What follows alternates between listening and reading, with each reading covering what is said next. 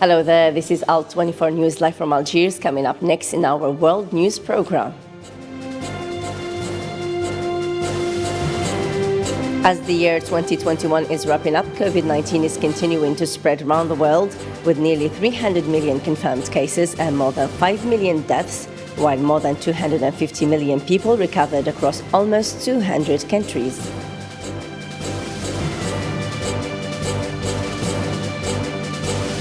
Massive fires in the U.S. state of Colorado have destroyed hundreds of buildings, caused the evacuation of thousands of people and the evacuation of an entire hospital of its patients.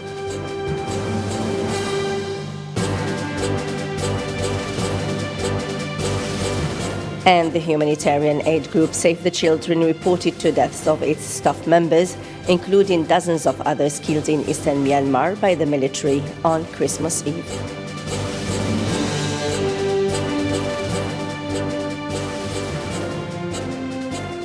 Algerian diplomacy witnessed intense activity throughout the current year 2021 after its redeployment at the African and Arab levels and the strengthening of its role in contributing to solving crises, especially in Libya and Mali. Hussein Barkani reports.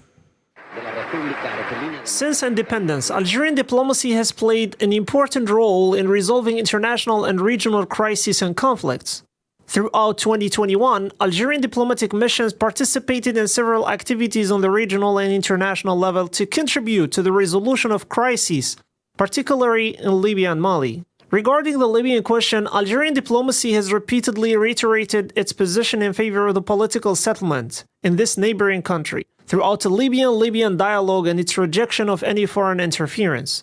Participating in the Berlin Conference, Algerian diplomacy pushed for peaceful and democratic resolution in Libya. In Mali, Algeria has consistently called for the acceleration of the implementation of peace and reconciliation agreement, resulting from the Algiers process, with a view to reaching lasting stability in this country. In the Sahel and African region, Algeria's interest in its continental and regional surrounding is a priority, with Algeria's refusal of the Zionist entity joining the African Union as an observer member. Morocco's provocations also urged Algeria to sever diplomatic ties and reiterated its unwavering support to the Western Sahara cause. Regarding economic diplomacy, Algeria started with neighboring country, taking diplomatic bilateral relations with Tunisia to ranks of strategic alliance level, with the visit of the Algerian President Abdelmadjid Tebboune to Tunisia and the signing of an agreement to provide it with a financial loan of $300 million. Algerian diplomacy participated in China-Africa Summit and Africa-Turkey Partnership Summit, strengthening ties with 2 of the most important strategic partners, taking the bilateral relations to the next level. Algeria renewed its position in support of the Palestinian cause during the visit of the President Mahmoud Abbas, which was an occasion to announce the initiative to bring together the Palestinian factions to end the division. Algeria also recorded diplomatic presence in various forums and witnessed a historic visit by the Italian President Sergio Mattarella, in addition to adopting a policy of equality in bilateral relations with a number of European countries. The authorities are now looking at the next Arab League summit, set to be held in Algeria in March 2022, as an opportunity to showcase their diplomatic return. President of the Republic, Commander-in-Chief of the Armed Forces, Minister of the National Defense Abdelmadjid Tebboune signed on Thursday in Algiers the 2022 budget. The head of state signed the budget for the year 2022 at the headquarters of the Presidency of the Republic in the presence of the state's top officials and the government's members. Prime Minister, Minister of Finance Ayman bin Abdulrahman estimated Thursday that the report of the World Bank on Algeria contrasts with recent reports drawn up by the same institution and other international institutions, assuring that the Algerian economy achieved positive growth and indicators of 4.1% at the end of 2021. The Prime Minister added that, quote, the economic situation of Algeria is an exception in the region, even compared to certain large countries, affirming that Algeria, quote, knew how to mobilize the capacities of national production, which allowed Algeria to reduce its imports and avoid resorting to external debt or printing money. As the year 2021 is wrapping up, COVID-19 is continuing to spread around the world, with nearly 300 million confirmed cases and more than 5 million deaths, while more than 250 million people recovered across almost 200 countries.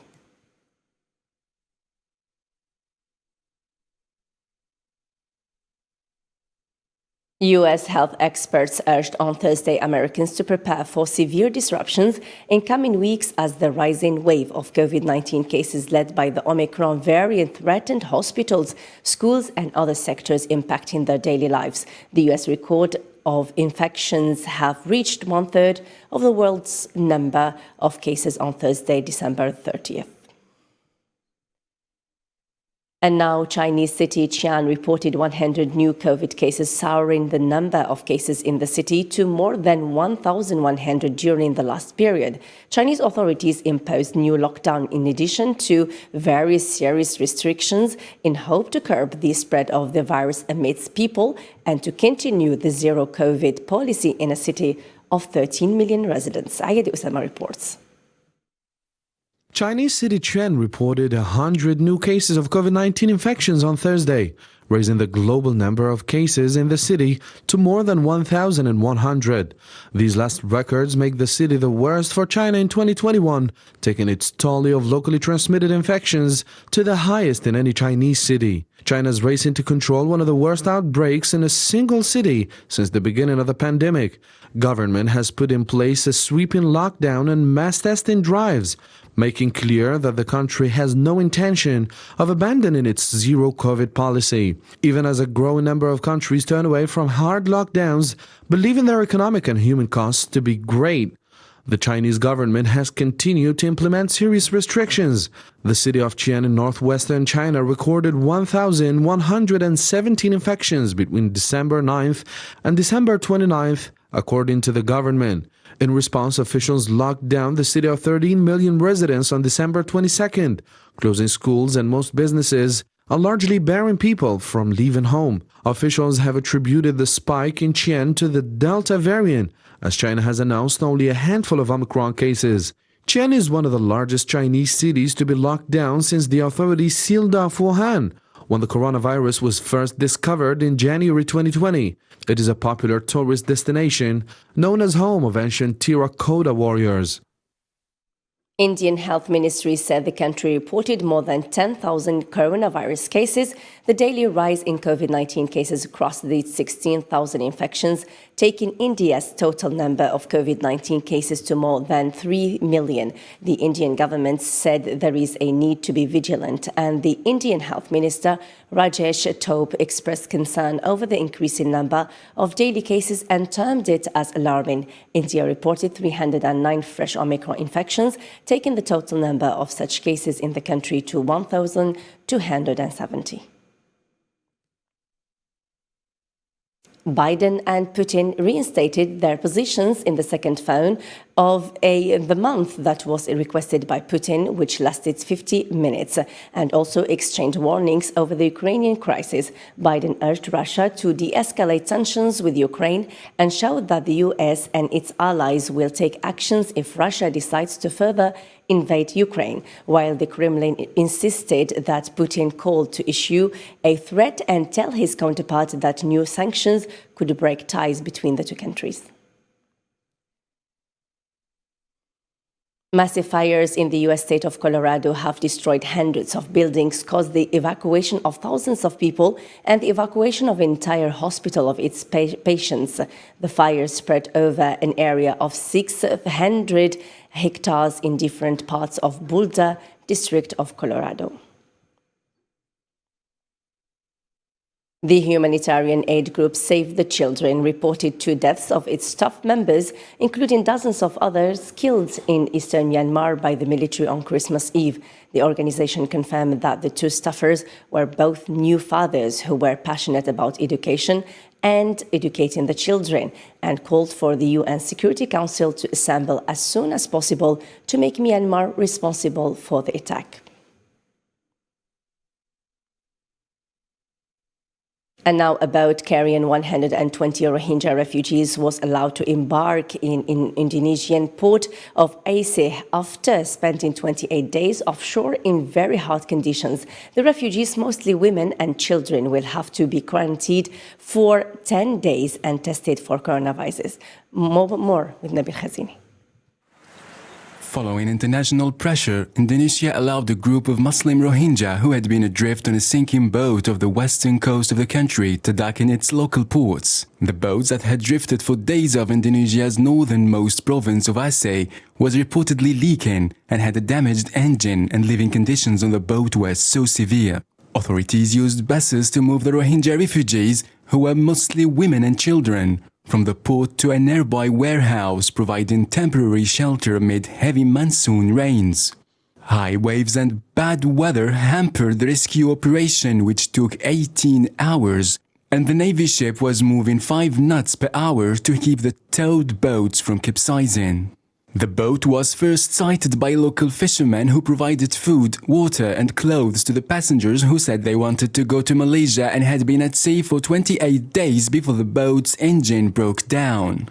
The refugees will be tested for the coronavirus and put into a 10-day quarantine. More than 700,000 Rohingya Muslim refugees have fled from Buddhist-majority Myanmar to countries such as Malaysia, Thailand and Indonesia since persecution of Rohingya residents intensified in recent years. Authorities in Sudan's North Darfur state have announced a night curfew after a known gunman looted a World Food Programme warehouse and facilities used by a former peacekeeping mission. In a statement on Wednesday, the United Nations said more than 1,700 tons of food meant to feed 730,000 vulnerable people for a month were looted from the warehouse in the capital, Al-Fashir, the night before. Still with the same story, Sudanese political crisis is still witnessing a succession of events which does not serve the country's security and stability. Sudanese authorities have shut down internet and mobile services, as well as deploying a large number of security forces ahead of the 11th day of big protests since the military coup in the country. Ayedi Usama reports. Sudanese police and parliamentary security forces were deployed across Khartoum as pro-democracy protesters prepared to hold fresh protests. Authorities have shut down internet and phone services as protests mark the 11th day of big demonstrations since the October 25th coup. Army, police and parliamentary patrols crisscrossed the capital's streets on Thursday, while shipping containers blocked the Nile bridges that connected with its northern suburbs and the twin city Omdurman, in addition to an army checkpoint, as an armored vehicle was seen stationed at one of the bridges that remained open. The demonstrations have demanded that the military stay out of any government role during a transition to free elections. As a reminder, the bridges were blocked off during the last protest on December 25th, when tens of thousands took to the street. Protesters opposed the military rule reached near the presidential palace that day, despite the extensive deployment of tear gas and a communication blackout. The Central Committee of Sudanese Doctors said more than 200 people were injured during that protest, with 6 caused by live bullets. At least 48 people have been killed by security forces since pro-democracy activists launched a campaign of street demonstrations against the coup, according to the Doctors Committee.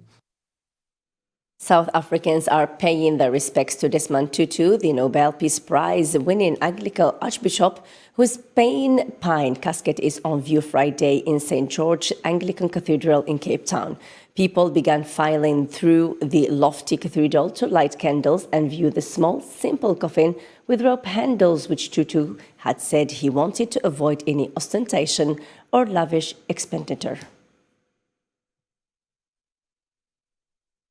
Iran launched a rocket into space carrying what officials said were 3 research devices, drawing attention to Tehran's missile ambitions amid uncertain international negotiations over its nuclear program. Iran announced a rocket launch with a satellite carrying 3 research devices amid nuclear talks with world powers, although it was unclear if any reached orbit. Marwa Bilaiwa reports. Iran announced a rocket launch with a satellite carrier carrying 3 research devices amid nuclear talks with world powers, although it was unclear if any reached orbit. Even though Iran has the widest missile programs in the Middle East, it has witnessed a series of fails in recent years to launch its satellites due to technical issues, including deadly fires and launchpad rocket explosion. These fails drawn rebukes from the United States' former President Donald Trump. The launch came with negotiations continuing in Vienna to revive Iran's 2015 nuclear agreement with world powers, the Joint Comprehensive Plan of Action. Some foreign observers and governments have urged that Iran's space program is a cover for testing ballistic missiles. There have been assumptions that the latter launch might be a message that Iran is negotiating from strength in Vienna and will not accept demands that it unilaterally scale back its missile program. Iranian strategists believe missile defense is needed to counterbalance the threat of advanced, mainly US-supplied strike aircraft held by Zionists and the Arab Gulf states. Iran has now abandoned all limitations under the agreement and has ramped up uranium enrichment from under 4% purity to 16%. International inspectors now face a challenge in monitoring Tehran's advances. In Mexico, local officials dismantled a makeshift migrant camp in the country's south near the Guatemalan border on Thursday. The camp was used to contain migrants. Some of them were families with children and was used to restrict their movements. The camp was described as a prison due to the dire situation migrants were facing. The Philippine death toll from the Typhoon Rai has crossed 400 mark, the disaster agency said on Friday, as officials in some hard-hit provinces appealed for more supplies of food, water and shelter materials about 2 weeks after the storm struck. Former South Korean President Park Geun-hye was released from prison on Friday, nearly 5 days after being convicted of corruption, fueling a debate over whether she would play any role ahead of a March presidential election. Mark, 69, was the country's first democratically elected leader to be thrown out of office when the Constitutional Court upheld a parliamentary vote in 2017 to impeach her over a scandal that also led to the imprisonment of the chiefs of two conglomerates, Samsung and Lotte. As the new year is on its doors, some of the most famous celebrations will take place when countries reach the new higher infection rates, while others decide not to allow on-site celebrations. Miriam Zian reports. The world witnessed record highs in COVID-19 infections during the past week, reaching 1 million cases daily, thus affecting the holidays and imposing curfews and restrictions in most countries. The pandemic has for sure asphyxiated New Year's celebrations around the world for the second year in a row, with many governments scrambling to cut celebrations in an effort to stem the spread of the disease. In New York Times Square, official events will be scaled back, but crowds are still expected. New York will limit the number of people in the Times Square to about 15,000 in-person spectators, in comparison to a usual tens of thousands present spectators before the pandemic. South Korean authorities in Seoul excluded spectators from a traditional midnight bell ringing that will instead be live-streamed on television and website platforms.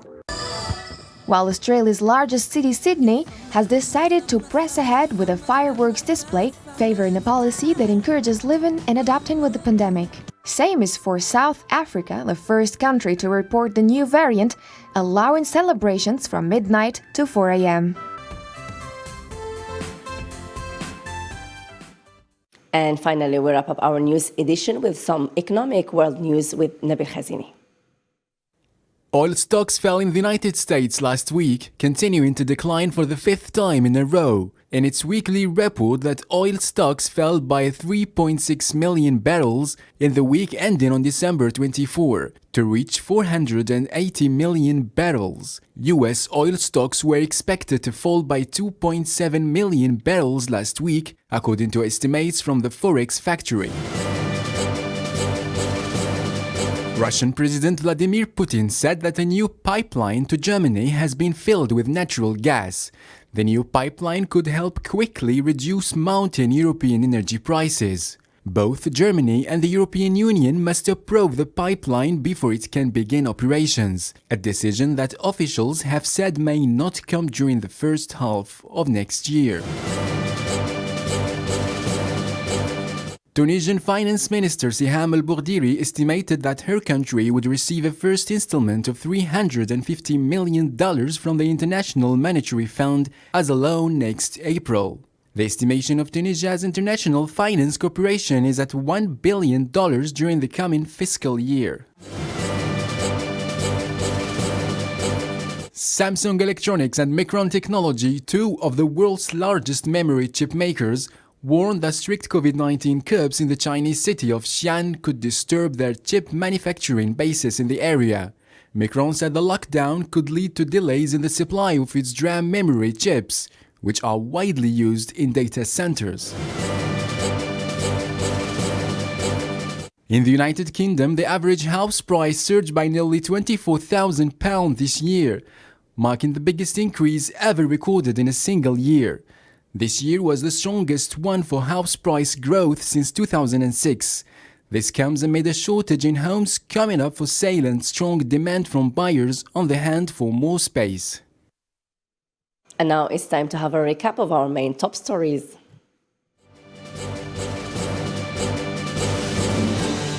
As the year 2021 is wrapping up, COVID-19 is continuing to spread around the world with nearly 300 million confirmed cases and more than 5 million deaths, while more than 250 million people recovered across almost 200 countries.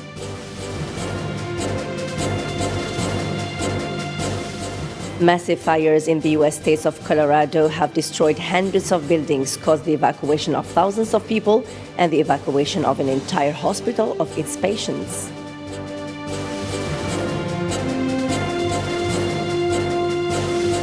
The humanitarian aid group Save the Children reported 2 deaths of its staff members, including dozens of others killed in eastern Myanmar by the military on Christmas Eve.